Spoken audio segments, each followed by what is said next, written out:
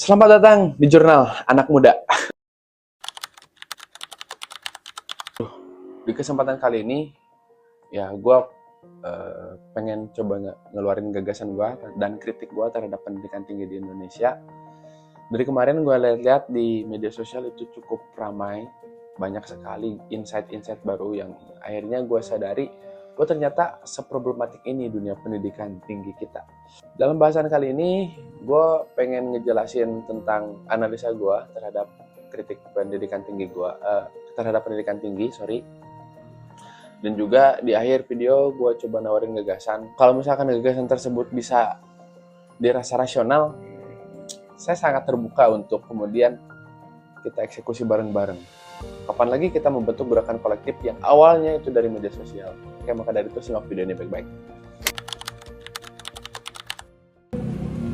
Asumsi saya terhadap pendidikan tinggi hari ini, terutama perguruan tinggi di Indonesia, itu adalah bahwa perguruan tinggi di Indonesia itu kehilangan visinya, kehilangan narasinya. Seolah-olah pendidikan tinggi itu adalah sebuah medium untuk berinvestasi dengan menghilangkan esensinya. Seolah-olah jika ingin menghasilkan sesuatu yang maksimal, perlu menanamkan modal yang besar.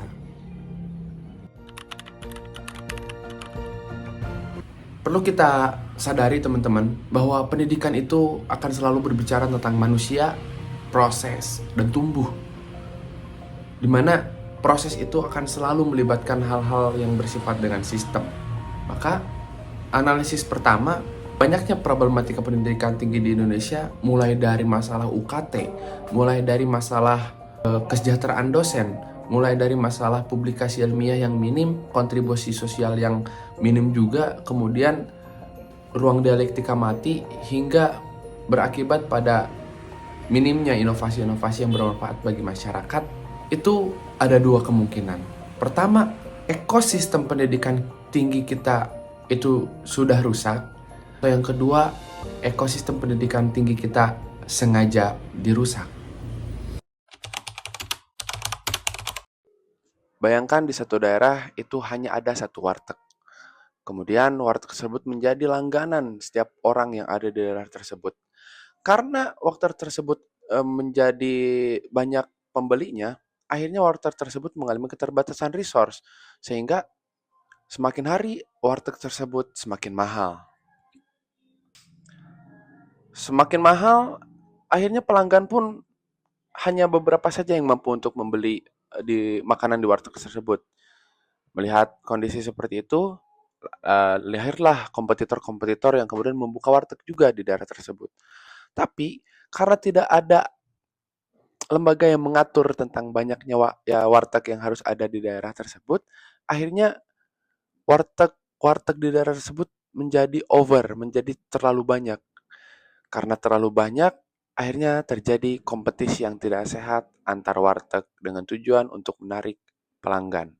Masing-masing warteg itu kemudian menjual narasinya sendiri. Ada yang menjual kemudian paket makanan yang berkualitas, tapi harganya sangat-sangat mahal, hanya orang-orang tertentu saja yang bisa menikmatinya. Dan ada juga warteg-warteg yang kemudian lebih memilih menjual narasi bahwa warteg ini makanannya murah, tapi kualitasnya tidak bisa dipercaya atau kemudian tidak bisa dinikmati sepenuhnya. Entah itu makanannya yang kemudian kurang enak ataupun makanannya yang sudah basi. Masalahnya di daerah tersebut kebanyakan itu diisi oleh penduduk-penduduk yang kurang sejahtera. Penduduk-penduduk yang ada di bawah garis kemiskinan. Sehingga ketika warteg-warteg itu semakin mahal, akhirnya para penduduk itu terpaksa itu makan di warteg-warteg yang sederhana yang murah, meskipun makanannya tidak sehat. Akhirnya visinya itu adalah untuk pemenuhan kebutuhan saja.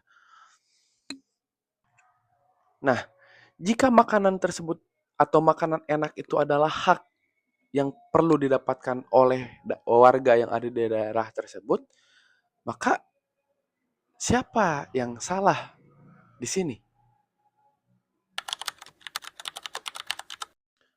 Ya, itulah yang terjadi di dunia pendidikan tinggi kita.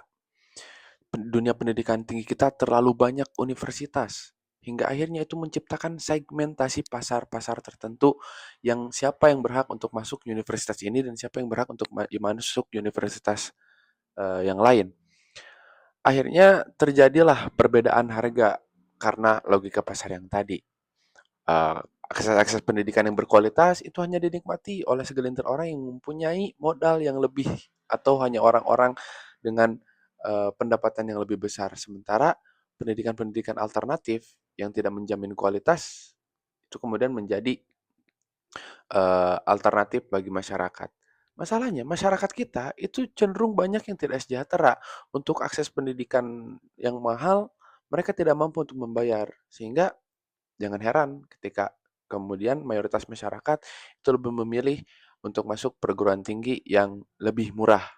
Tapi kan Bang, ada seleksi masuk universitas, ada SBMPTN, ada SNMPTN, dan yang lain-lain. Iya, tapi mahasiswa hari ini itu dicetak dari pendidikan dasar dan pendidikan lanjutan yang sama, ekosistem yang sama rusaknya, yang sama menggunakan logika pasar juga. Ya orang-orang yang keterima di universitas-universitas top, itu mereka perlu mengeluarkan modal yang besar untuk les, untuk mendapatkan pendidikan yang layak dulu gitu. Karena apa? Karena sekolah lanjutan itu juga belum berhasil untuk mencetak mahasiswa-mahasiswa atau calon-calon mahasiswa yang unggul. Ya mau gimana?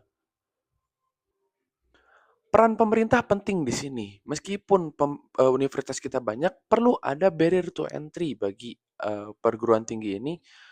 Setidaknya ada standar kualitas tertentu. Entah itu ketika ingin mendirikan perguruan tinggi, itu minimal harus menerbitkan satu paper yang kemudian paper tersebut terindeks di jurnal internasional yang diakui, barulah itu bisa berhak untuk mendirikan universitas.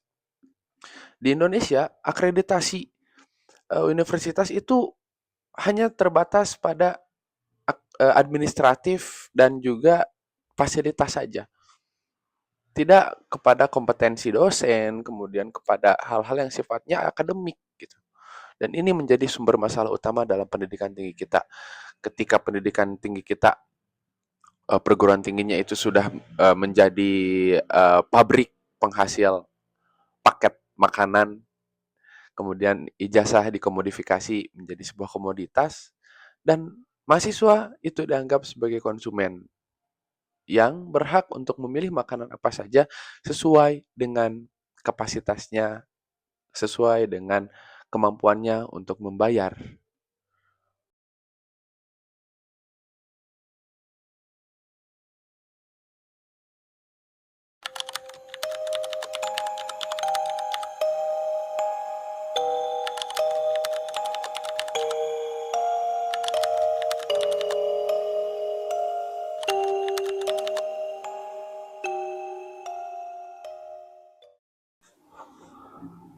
By the way, rokok kita sama Bang Ferry, filter. Oke, dari rangkaian barusan akhirnya ketemu ya bahwa logikanya itu adalah pendidikan di Indonesia mengalami kapitalisasi. Ijazah dikomodifikasi, kemudian mahasiswa dianggap sebagai konsumen akibat karena kelangkaan akses terhadap pendidikan yang layak. Ketika akses terhadap pendidikan layak ini mengalami kelangkaan, artinya akan ada segmentasi-segmentasi tertentu. Ketika kampus-kampus top university ini kemudian menjadi eksklusif, maka mereka punya segmentasi pasarnya masing-masing dan itu ditentukan oleh nilai yang kemudian atau nilai dan harga yang kemudian itu dibentuk oleh logika pasar. Nah, ini tidak bisa kita biarkan teman-teman. Ini tidak bisa kita terus-terusan terjerat dalam kapitalisasi pendidikan tinggi ini. Karena mau sampai kapan kita akan menikmati pendidikan yang sifatnya akan terus kalkulasi, sifatnya akan terus transaksi. Orang yang berhak untuk mendapatkan pendidikan tinggi yang layak itu adalah orang yang punya modal. Mau sampai kapan pendidikan tinggi kita serendah itu? Maka dari sini kita coba gagas pendidikan tinggi yang baru. Oke, Fictive School itu adalah sebuah platform alternatif, tapi bukan untuk menjadi restoran, melainkan untuk menjadi community base yang fokusnya pengembangan ilmu pengetahuan. Apakah teman-teman semua ngebayangin nggak? Kalau misalkan ada sekolah yang dimana sekolah itu udah nggak ada lagi standarisasi, nggak ada lagi kesenjangan sosial, nggak ada lagi strata sosial, semuanya berjalan atas dasar bahwa saya ingin belajar.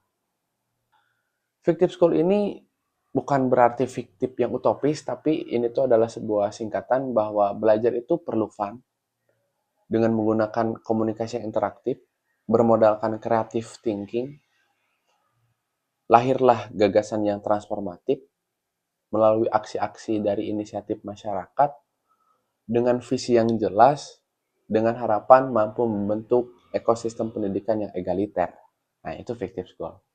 Karena apa?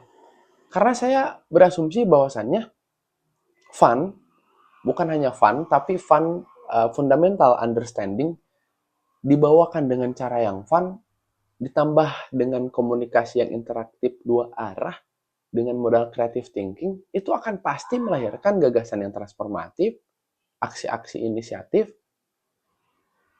dan visioner kemudian pasti akan menjadi ruang egalitarian yang itu diharapkan dan didambakan oleh Paulo Freire tentang pendidikan membebaskan. Ya, inti idenya kenapa enggak ketika opini publik yang sudah dibentuk oleh Malaka Project dan Bang Ferry Irwandi lewat konten-konten di media sosial itu kemudian memantik masyarakat untuk mengeluarkan gagasan-gagasannya, kenapa tidak gagasan-gagasan itu kita bawa lagi ke realitas sosial untuk dibentuk dalam sebuah gerakan, dalam sebuah activity lewat community base gitu. Ya pemikiran sederhananya seperti itu.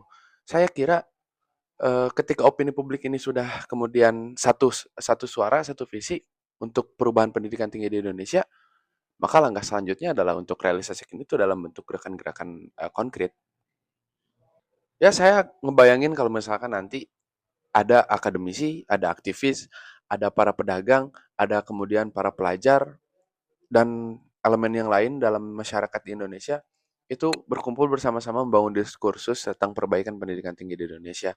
Setiap daerah mempunyai community-nya masing-masing yang setiap daerah itu kemudian dituntut untuk kemudian bisa mengembangkan potensi-potensi daerahnya, menyelesaikan problem sosial yang ada di daerahnya masing-masing melalui aksi-aksi yang nyata berbasis riset dan kemudian mengedepankan nilai-nilai kolaboratif gitu.